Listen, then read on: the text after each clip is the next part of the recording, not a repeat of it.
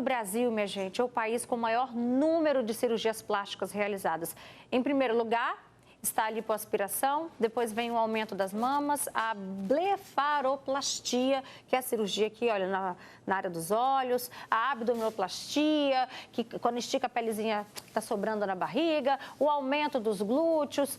Nós sabemos que as cirurgias são seguras, mas quando uma morte, né, de uma mulher tão jovem acontece, a gente se pergunta: o que pode dar errado e como minimizar os riscos desses problemas. Então, esse é o nosso assunto de agora.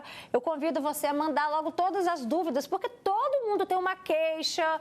E aí, como é que é a sua relação com o seu corpo? Você gostaria de fazer uma cirurgia plástica? Qual região? Você tem medo, não tem? Manda pra gente o seu relato. Já vou abrir o espaço aqui no nosso WhatsApp, que a gente recebe aqui o doutor Adriano Batistuta, cirurgião plástico. Muito obrigada, doutor, pela sua presença. Seja bem-vindo, viu? Boa tarde. Boa tarde, ouvintes. E eu também recebo aqui Dalete Campelo. A Dalete, ela adora fazer uma cirurgia plástica, né, Dalete? Sim, gosto. Não esconde de ninguém. Não. Né? Mas diante de uma notícia dessa, e muitos outros casos também que vem acontecendo, te deixa com medo, Dalete? Te deixa apreensiva? Eu fico preocupada pelas escolhas ao qual as pacientes fazem. Isso me preocupa, porque às vezes procuram profissionais pelo preço, ou às vezes não pesquisam. E não sei, né, como foi a situação da moça, mas eu sempre faço essa pesquisa. Verifico no CRM se o profissional é habilitado, se tem competência para me atender, pego referência.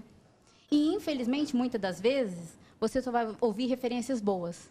Então, temos que ir atrás, inclusive, das referências ruins. E como que você, como paciente, chega até essas notícias ruins, por exemplo? Eu pesquiso. Eu vou em grupos, eu olho pacientes, eu pergunto qual é a necessidade daquela cirurgia, por que aquele médico indicou para a paciente, para eu saber se o médico indicou por dinheiro, por interesse financeiro, ou se havia mesmo necessidade. Porque a minha primeira cirurgia mesmo, não havia necessidade de ser feita. Qual foi a sua primeira cirurgia? Abdominoplastia aos 26 anos, sem filhos, com 6 meses de casada, com 56 quilos. E o que te levou, então, a fazer essa cirurgia? Então, eu tinha um acúmulo de gordura, um pouquinho no pé da barriga, e procurei um cirurgião plástico que eu vi numa capa de revista, de bairro. Tá vendo? E ainda assim, cirurgião plástico, né? A gente não está falando fora os outros casos, né, de pessoas que se passam por cirurgiões plásticos, o que é ainda pior, que a gente não vai nem entrar nesse mérito, mas hoje a gente convidou aqui o doutor Adriano Batistuta, que inclusive é, né, muito conhecido, respeitado, renomado aqui no nosso mercado. Doutor, diante de casos como esse, qual é o principal alerta que qualquer paciente que tem esse sonho, né, de melhorar uma parte do corpo, qual é o principal alerta que o senhor deixa para as pacientes? Bom, né, o primeiro passo, como a Dalete lembrou bem, é saber se o profissional ele é habilitado, ou seja, ele é um CRM, ele é médico. Outra coisa importante é o RQE, que é o registro da especialidade. Isso pode ser verificado também nos órgãos como o CRM. O que significa esse RQE? É o registro da especialidade. Por exemplo, eu sou cirurgião plástico, eu tenho meu CRM de médico, que eu formei 6 anos, sou médico. Eu tenho RQE. Eu fiz cirurgia geral, eu posso registrar um outro RQE. E eu sou cirurgião plástico, eu registro um outro RQE. Hoje, até é obrigatório no carimbo ter o registro da especialidade. Gente, já temos participações. Boa tarde, minha amiga. Eu já fiz tudo quanto é tipo de cirurgia, nariz, estiquei meu rosto, fiz cintura, fiz barriga, fiz silicone e graças a Deus deu tudo certo. Que bom, amém. A gente também está aqui falando, a gente vai ler o comentário da Vivian, de Vila Velha, ela fala: meu sonho era colocar silicone, Roberta, mas eu desisti desse sonho, pois vejo muitos casos de mulheres retirando a prótese por conta do câncer, então eu prefiro os meus mesmo. Tem outro relato: gostaria muito de fazer, mas desisti. Já tinha medo, e aí acompanhando a Marta, não dá nem para acreditar. Eu já estava em casa, ela já estava em casa e passou mal. Ela foi um dos melhores e não foi qualquer um. Doutor, quais os riscos, mesmo sendo o melhor cirurgião plástico do mundo? Ainda assim existem riscos, né? Sim, a cirurgia plástica, né, como a medicina, é uma ciência. A gente trabalha com evidências. O paciente vai no consultório, ela fala que ela quer fazer determinado procedimento. Primeira coisa, a paciente ela fala tudo o que ela quer, a gente como profissional, a gente vai indicar, tipo, isso é possível, isso está além do que você quer, entendeu? O seu corpo não permite que a gente faça isso. Outra coisa o pré-operatório. Fazer todos os exames. Está tudo ok? Né? O paciente está bem, o cardiológico está normal, o anestesista está normal, não tem nenhuma coisa que possa gerar um problema. Outra coisa importante também, a paciente não omitir nenhuma informação de, por exemplo, medicações que tem que parar antes da cirurgia. Por exemplo, é muito comum hoje em dia a pessoa ela vai malhar, ela toma um pré-treino.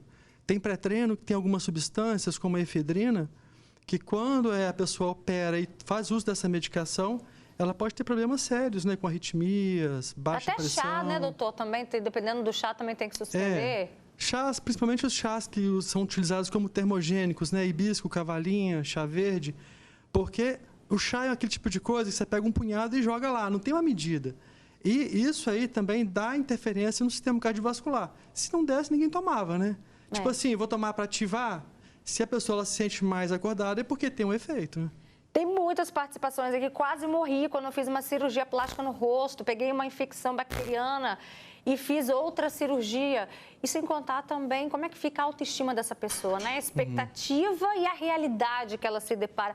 E, gente, teve um outro caso recente também, que a gente até noticiou na época, foi de uma empresária, Giovana Coelho Gomes, de 29 anos. Olha que jovem, gente, 29 anos.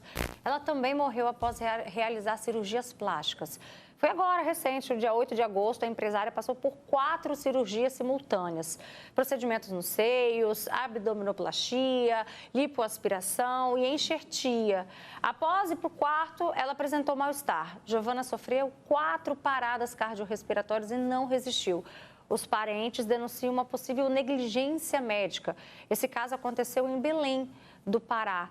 Doutor, existe um limite de cirurgias plásticas? No caso dessa jovem, 4 cirurgias ao mesmo tempo. Como é que funciona esse controle? O que a gente pode dizer é o seguinte, quanto maior o tempo de exposição, a paciente ela perde mais fluidos, ela perde mais sangue, ela perde calor, entendeu? E ela se expõe mais ao risco de infecção também, que ela está mais tempo exposta. Isso durante ali a cirurgia? Então, o ideal é fazer 2 tempos cirúrgicos, entendeu? 2 cirurgias, como mama e abdômen. Quando a paciente é uma paciente jovem, está muito bem, tem uma quantidade muito boa de sangue, dá para fazer 3 cirurgias. Quando o cirurgião ele tem um tempo cirúrgico bom, ele não se alonga demais, isso é uma coisa muito pessoal também. Tudo bem fazer até umas 3 cirurgias, dependendo do caso, entendeu? 4 cirurgias realmente é uma cirurgia um pouco grande e extensa, mas isso depende também do profissional e do tempo cirúrgico. Tanto e aumenta o risco, né? Pensar em 4 áreas a receber, né, esse procedimento, isso aumenta o risco da paciente. Cada procedimento tem um tempo. Se for, por exemplo, 4 cirurgias pequenas, uma pálpebra, uma orelha abano, uma mama, aí você tem que ter um julgamento, entendeu? Do que é. E o principal fator é o tempo, realmente. Né? Então, cirurgias além de 6 horas devem ser evitadas, né? Perfeito. Então, se informe sobre esse detalhe também com o médico que você, né, escolheu. Meu nome é Denise, coloquei silicone há 15 anos. Tem algum problema? A pessoa quer saber se tem que trocar. Daqui a pouquinho o doutor explica pra gente. Tem 45 dias que eu fiz a blefaroplastia. Até agora estou amando. Como disse a convidada, temos que pesquisar e ver a procedência do médico, se é verídico, o anúncio, a propaganda. E aí, depois desse aprendizado lá atrás, hoje, como é que você faz, então, Dalete? Hoje eu faço essas pesquisas e são profissionais da minha confiança, né? Depois que eu passei por tudo isso, em 2015, 2016, eu comecei a criar páginas e grupos para ajudar essas mulheres, porque eu não queria que tivesse mais vítimas, né?